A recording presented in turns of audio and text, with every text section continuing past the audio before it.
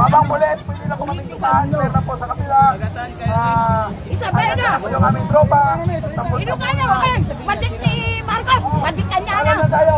Naglastukan! Ma'am, mensahe mo na lang kay BBM.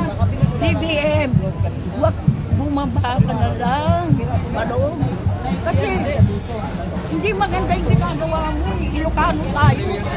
Sino mga kanisare? Unitin. Ngayon, ipapa-impit mo yung tao na tumulong sa'yo.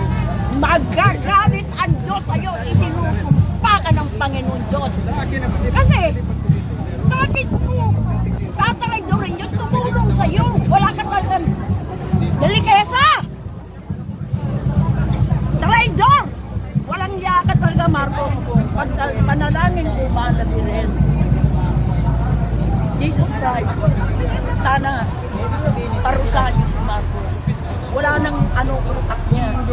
Ang taong sumama sa kanya, itinakwil niya, ipinakukulong ka niya. Si Duterte, pinakulong mo si Duterte, dinala mo sa dahil sabi mo, hindi ka naniniwala sa ICC. Eh bakit mo siya pinakulong? Siya lang ang nagpalibing sa tatay mo, sa bayani. Bakit ako siya ang kinalaban mo? Ano ba? Ano ka naman